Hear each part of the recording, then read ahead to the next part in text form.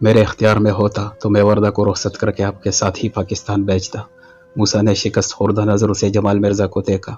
Uncle آپ ہمارے بڑے ہیں اور یقیناً ہم دونوں کی بہتری کے لیے ہی ایسا فیصلہ کیا ہے۔ موسیٰ نے جھجکتے ہوئے اپنی بات کو جاری رکھا۔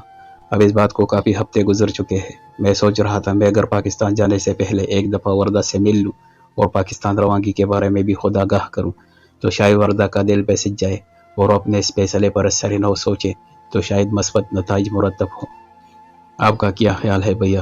موسیٰ میرے خیال میں انکل اپنی بیٹی کو ہم سے بہتر جانتے ہیں، لہٰذا ان کے اس فیصلے کو ہم منوان قبول کرتے ہیں۔ موسیٰ یار آپ پہلے پاکستان پہنچو، ادھر کی آب و ہوا ماحول میں اپنے آپ کو اس کا عادی بناؤ، پھر آپ بے شک دوبارہ واپس آ کر وردہ کو منا لینا۔ کیا خیال ہے انکل؟ سرمد بالکل درست کہہ رہے ہو موسیٰ بیٹا، بہتر ہے وردہ کو نہ چیڑا جائے تو بہتری اسی میں ہے۔ سرمد آپ نے پھر کون سے شہر کا انتخاب کیا ہے؟ انکل میرے خیال سے تو سیالکوٹ میں کھیلوں کے سامان سے لے کر کپڑے کی میل بھی منافع بخش ثابت ہوگی انشاءاللہ۔ میرا دوسرا آپشن فیصل آباد اور گجرانوالہ ہے۔ اب یہ ہمارے مرد واحد پر منحصر ہے کہ یہ کیسے اپنی تعلیم اور صلاحیتوں کو بروئے کار لاتے ہوئے کاروبار کو ترقی کی طرف گامزن کرتا ہے۔ موسیٰ آپ اس بارے میں کیا رائے رکھتے ہیں؟ موسیٰ دل کے ہاتھوں مجبور یکدم اپنے خیالوں کی دنیا سے باہر آیا۔ انکل میں اس پر اپنی تحقیق کرنا چاہتا ہوں۔ میرے کچھ دوست ہیں جو پاکستان سے تعلیم کے سلسلے میں یہاں آئے تھے اور ابھی واپسی کا ارادہ رکھتے ہیں۔ ایک بار ان سے مل لوں اور ہمیں جو ملز کے لیے زمین درکار ہوگی اور مناسب علاقہ، اس کے علاوہ سرکاری قواعد و ضوابط کا جاننا بھی بہت ضروری ہے۔ میں چاہتا ہوں یہ تمام معلومات میں اپنے دوستوں سے بروقت لے لوں۔ ٹھیک ہے موسیٰ بیٹا، اپنی تحقیق ضرور کرو اور پھر ہم دونوں کو تفصیلات سے آگاہی دو۔ انکل میں سب سے پہلے جگہ کا انتخاب کرنا چاہتا ہوں جہاں پر میں اپنا گھر تعمیر کر سکوں، اس کے بعد باقی تمام معاملات کو آگے لے کر چلوں گا۔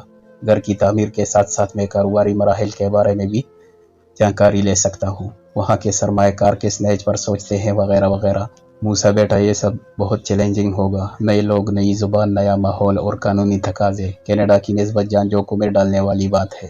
انکل کچھ پانے کے لیے کچھ چکونا پڑتا ہے، مجھے اپنے آپ کو چیلنج کرنا بہت پسند ہے بھیا، اور آپ سرمایہ کاری کریں، بزنس کو پھیلانا میری ذمہ داری ہے۔ میں نے فیصلہ کیا ہے یہاں پر جو مکان میرے نام مم ڈیڈ چھوڑ گئے ہیں اس کو بیچ کر میں پاکستان میں اپنا نیا گھر تعمیر کروں۔ مجھے زیادہ تو یاد نہیں ہے لیکن مم ڈیڈ کی خواہش تھی کہ وہ ہماری تعلیم کے بعد پاکستان جا کر سیٹل ہو۔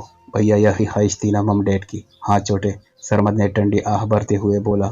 میں کبھی بھی پاکستان نہیں گیا لیکن میرے آبا و اجداد کا تعلق اسی مٹی سے ہے۔ آج اگر میرے والدین زندہ ہوتے تو وہ خوشی سے پھولے نہ سماتے۔ انکل میں چاہتا ہوں میرے لوگ، میرے ہم وطن میری صلاحیتوں سے فائدہ اٹھائیں، میں آپ دونوں کو شرمندہ نہیں ہونے دوں گا۔ جمال مرزا نے اپنی کرسی سے اٹھ کر موسیٰ کو اپنے سینے سے لگایا۔ مجھے بہت فخر ہے کہ میری وردہ بہت محفوظ ہاتھوں میں گئی ہے۔ جو شخص عام انسانوں کے لیے اپنے سینے میں اتنا درد رکھتا ہے وہ اپنی بیوی کے ساتھ تو کبھی بھی ناانصافی نہیں کر سکتا۔ اللہ میرے بیٹے موسیٰ کو کامیابیوں سے ہمکنار کرے، آمین۔ سرمد بھیا نے بھی موسیٰ کو سینے سے لگا کر کندھا تپتپایا۔ موسیٰ آپ میرا فخر اور مان ہو، مجھے کبھی بھی کہیں بھی شرمندہ نہ ہونے دینا۔ بھیا آپ کی بات میں نے اپنے پلو سے باندھ لی ہے۔ تینوں کے قہقہے بلند ہوئے۔ ہر گزرنے والا لمحہ کربناک اور اذیت سے بھرپور تھا۔ روز رات کو وردہ کے پرانے وائس میسیجز اور ٹیکسٹ میسیجز کو کھول کر دیکھتا اور سنتا۔ گزشتہ سال تو جیسے ایک خواب تھا جو آنکھ کھلنے پر ٹوٹ گیا۔ جو پاکستان روانگی کا وقت قریب آ رہا تھا، دل کی تشنگی بڑھ رہی تھی۔ ہر لمحہ دل کسی چھوٹے بچے کی طرح وردہ جمال مرزا کو ایک جھلک دیکھنے کی ضد کرتا۔ بارہا سوچا ایک مرتبہ اس کی پپو کے گھر کے باہر گاڑی میں بیٹھ جائے تاکہ وردہ کو گھر سے دخول خروج کے وقت ہی صحیح ایک نظر ہی دیکھ لے، مگر پھر سرمد بھیا اور انکل سے کیا گیا وعدہ یاد کر کے دل محسوس کر بیٹھ جاتا۔ ایک ہفتہ ہوٹل میں قیام کے بعد اپنے گھر کی زمین کے لیے پرفضا اور پرسکون ماحول کی تلاش شروع کر دی۔ نیت اور ارادے جب پختہ ہوں تو منزلیں بھی آسان ہو جاتی ہے۔ اللہ کی مدد کے ساتھ محنتی اور مخلص لوگوں سے رابطہ جڑ گیا۔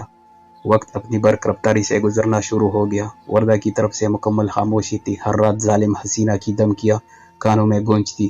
وہ روٹنے منانے کا طویل قصہ دماغ کی تختی پر رقم ہو چکا تھا۔ کبھی کبھی تو اس واقعہ کو یاد کر کے آنکھیں ابل پڑتی تو کبھی جی بے تحاشا ہنسنے پر مجبور کر دیتا۔ وردہ میری گڑیا مجھے معاف کر دو پلیز۔ وردہ جمال مرزا کے بغیر میری زندگی ادھوری ہے۔ میری روح کے ساتھ جڑی وہ معصوم سی ضدی لڑکی کب سدھرے گی؟ منچلا دل کبھی تسلی تشفی کرتا تو کبھی صحرائی مسافر کی طرح بے کل کر دیتا۔ वरदा जमाल मिर्जा ने उबाया पहनकर खुद को कदा और आईने में देखा, फिर सर पर हिजाब ठहराना जान जोकों में डालने के मुतरादिफ था। रेशमी कुले बाल बार बार हिजाब को सर से नीचे लड़का देते। मेरे ख्याल में बालों को बांध लूं और ऊपर को छोटा रुमाल बांध लेती हूँ और फिर ये वाला स्कार्फ पहनती हूँ। आधे घंटे की बेजार कुन सूरत हाल के बाद आखिर में वरदा जमाल मिर्जा बहुत सोबर लग रही थी। खुद भी हैरान थी कि उसको पहनने से वो कितनी खास हस्ती लग रही है। मूसा कड़ूस की पसंद तो बहुत अच्छी है, अगर अभी देख ले तो उसके कसीदे ही खत्म ना हो। सादा गहरे बोरे हिजाब के साथ मैचिंग बड़ा स्कार्फ जो सीने से लेकर वरदा के पेट तक को छुपाए हुए था और पुष्ट में कंधों से लटक कर कोलों तक जा रहा था। अभी तो सर्दी है तो ठीक है, लेकिन गर्मियों में क्या हशर होगा। ये डीट मूसा अपनी बात का भी पक्का है।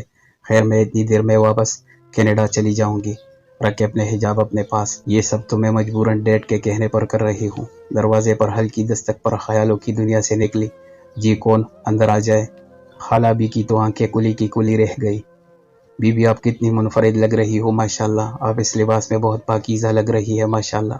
अल्लाह आपको नजर बद से बचाए, आमीन। वरदा ने भी धीरे से आमीन बोल दिया। खाला भी पहले किधर जाए।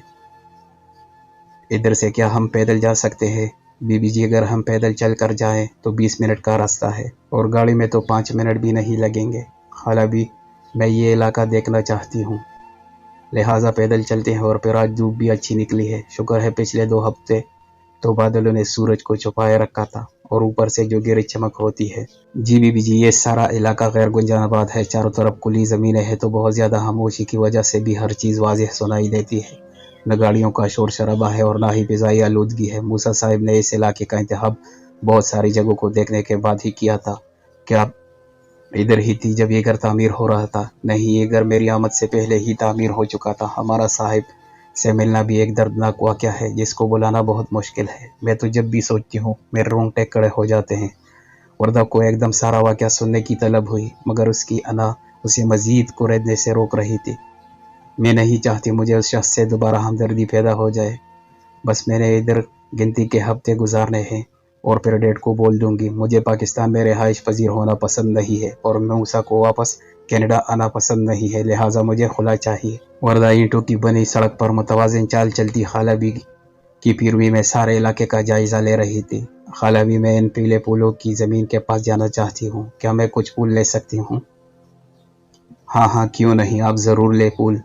ये घर के करीब तमाम ज़मीनें साहब की अपनी है माशाल्लाह। खाला इनकी देखभाल कौन करता है? बेटी साहब ने ये जो सारा महल्ला तैयार करवाया है। इधर के मकीन मर्द जो ज़मींदारी से वाकिफियत रखते हैं वो फैक्ट्री के बजाय ज़मीनों की देखभाल करते हैं।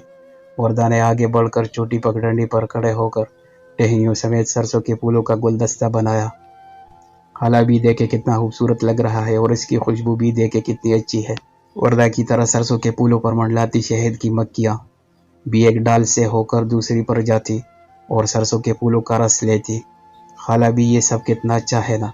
हाँ हाँ बेटी इधर आकर तबीयत ठीक हो जाती है। साहब तो अक्सर फजर के बाद इधर ट्यूबवेल तक भागते हैं।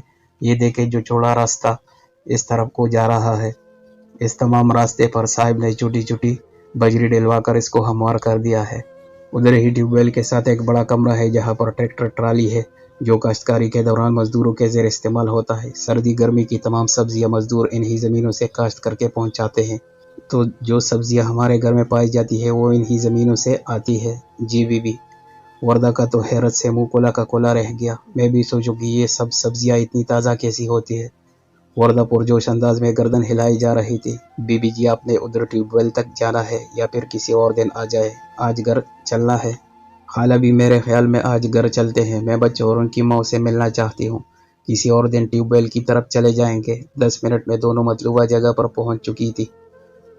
वरदा को देखते ही सबके चेहरों पर बेपनाह खुशी झलक रही थी। फैजान की माँ ने आगे बढ़कर वरदा को अपने गले से लगा लिया। वरदा बीबी हम सुबह से आपका इंतज़ार कर रहे हैं। नवीद बाबू ने हम सबको मतला कर दिया था कि आज आप हम सबसे मिलने आ रही है। वरदा इस पुरजोश इस्तकबाल पर बहुत मुतासिर दिखाई दे रही थी। सब औरतों से गले मिलने के बाद न जाने क्यों आंखें चलक जाने को तैयार थी। हर उम्र और हर रंग नस्ल के मुख्तलिफ बच्चे अपनी माओ के साथ लिपटे कोई और ही मंजर दिखा रहे थे। खाला बी के बताने पर वरदा बोली आपके बेटे फैजान का सुनकर बहुत अफसोस हुआ। बोलते साथ ही वरदा की आंखों ने छलकना शुरू कर दिया। सराज से वर्दा ने अपनी आंखें रगड़ डाली। वर्दा के साथ साथ बाकी खवातीन भी अब दीदा हो गई। बीबी जी मूसा साहब ने नवीद बाबू के जरिए हर तरह की कोशिश करवाई कि मेरा बच्चा बच सके, लेकिन तकदीर में यही लिखा था। साहब ने हमें चद्दी, खाना पीना, हर चीज़ मुयस्सर है। हमारे दिलों से तो हर लम्हा साहब के लिए दुआएं निकलती है। वर्दा पुरसोच अंदाज में सिर्फ गर्दन हिला पाई। आप लोग यहाँ पर सारा दिन क्या करते हो? कुछ पढ़ने लिखने का भी इंतज़ाम है इधर? आप सबके बच्चे उम्र के मुख्तलिफ हिस्सों में हैं। जी बीबी जी, दीनी तालीम के साथ साथ दुनियावी तालीम भी दी जाती है। इस रिहाइश के साथ 4 बड़े कमरों पर एक स्कूल मुश्तमिल है। प्राइमरी तक इधर तालीम मिलती है। उसके बाद साहिब सेकेंडरी स्कूल भी तामीर करवा रहे हैं। यहाँ से आप निकले तो बाएं हाथ पर आपको मजदूर काम करते दिखाई देंगे। वर्दा अपने दिमाग में आने वाली मुख्तलिफ सोचों को झटकने की भरपूर कोशिश कर रही थी। मूसा सिकंदर खान, मैं जिधर से भी तुम्हारी कमजोरी पकड़ना चाहती हूँ, तुम उधर ही से मजबूत हिसार में कैद मिलते हो। नहीं, मुझे कमज़ोर नहीं होना, मुझे तो वापस जाना है। वर्दा अपनी अंदर चिड़ी जंग में तने तनहा खड़ी थी। आगे बढ़ती तो मुकाबिल असलहे से लेस मिलता, अगर पीछे हटती तो तमाम रास्ते मुख्तलिफ मिलते। या अल्लाह, मेरे साथ क्या हो रहा है? कहीं ये मूसा सिकंदर खान मुझे मजबूर ना कर दे। यतीम बच्चों और औरतों से मिलने के बाद वर्दा के दिल की हालत अजीब हो रही थी। खुद भी समझ से बाहर था कि कौन सी चीज़ है जो मुझे इस सब की तरफ खींच रही है। हर एक के पीछे सैकड़ों दर्द और सैकड़ों जुल्म पोशीदा थे। कितने घंटे गुजर गए, सबसे बातें करते, सबके दर्द को महसूस करते। किसी का हवन नशे था तो कोई कसरत नशा में ही मौत के घाट उतर गया, तो कोई औरत अपने ससुराल की दुत्कारी हुई, जिसका कसूर सिर्फ इतना था कि वो मैं कैसे बारी भरकम जहेज़ नहीं ला सकी। बास तो ऐसी दुखियारी थी कि जिनकी ज़ुबान साथ छोड़ चुकी थी, सिर्फ आंसू के रेले उनकी महरूमियों की दास्तान रकम कर रहे थे। वे कैसा औरत है जिनकी आंखें हज़ारों कहानियाँ सुना रही थी। उन औरतों के दिल की गहराइयों से निकलती दुआएं जो कि वर्दा तमाम गुफ्तगू के दरमियान दर्जनों बार सुन चुकी थी। मूसा, मैं तुम्हारे कौन से रूप पर एतबार करूँ? जवान दोशीज़ा के चाक गरेबान वाला रूप, या फिर ये रूप जो गुरबा मसाकीन तुम्हें अपनी चूलियाँ पहला पहला कर दुआएं दे रहे हैं? मूसा, तुम बेहरूपिये हो, नकब लगाने आए तो खाली हाथ ही लौटाऊंगी। यतीम खाने में अलविदाई मुलाकात करते हुए तमाम औरतों से दोबारा आने का वादा किया। असर डल रही थी। खाला भी और वर्दा ने वापस घर की राह ली। दाएं जाने मोड़ मुड़ने पर खाला भी का चेहरा खुशी से खिल उठा। बीबी, वो मूसा साहब की गाड़ी आ रही है, आज तो जल्दी घर आ गए हैं माशाल्लाह। आप ऐसा करें, साहब के साथ घर चली जाएं और मैं अपने क्वार्टर में जा रही हूँ। अरे नहीं खाला भी, हम दोनों चलकर घर वापस चले जाएंगे। वो देखे साहब ने गाड़ी रोक ली है, आप जाएं बीबी। खाला भी ने इल्तिजाई अंदाज़ अपनाया तो वर्दा ने उनकी उम्र का लिहाज करते हुए मूसा की गाड़ी की जानिब कदम मोड़ दिए। एक एक कदम उठाते हुए मन मन भारी महसूस हो रहा था। गमगीन चेहरा लिए गाड़ी के पास पहुंची। मूसा ने फ़ौरन नीचे उतरकर फ्रंट सीट का दरवाज़ा खोला। वर्दा ने पलटकर खाला भी को देखा जो अपने दयान में क्वार्टर की तरफ चलती हुई जा रही थी। वर्दा ने आगे पीछे गर्दन घुमाकर उगबी सीट का दरवाज़ा खोला और बैठ गई। मूसा ने आम से गर्दन हिलाते हुए नीचे उतरकर फ्रंट सीट का दरवाज़ा बंद किया और दोबारा वापस आकर अपनी सीट पर बैठकर खामोशी से गाड़ी स्टार्ट कर ली। 2 मिनट का रास्ता खामोशी की नज़र हो गया। उतरने से पहले मूसा ने औकब में बैठी वर्दा की तरफ पलट कर देखा और गाड़ी के डैशबोर्ड पर पड़ा बैग बिना कुछ बोले हाथ घुमाकर पकड़ाने की कोशिश की। वर्दा सोच में पड़ गई, इस बैग को फ़ौरन पकड़ ले या फिर एक बार मूसा को ज़िज करे। इन बेकस औरतों की दुआओं का हिसार था या फिर मूसा की शख्सियत। वर्दा ने पिघलना शुरू कर दिया। जी चाहा मूसा से पूछे, ये क्या लाए हो? लेकिन शैतान की सरगोशियों पर खामदर वर्दा जमाल मिर्ज़ा खामोश थी।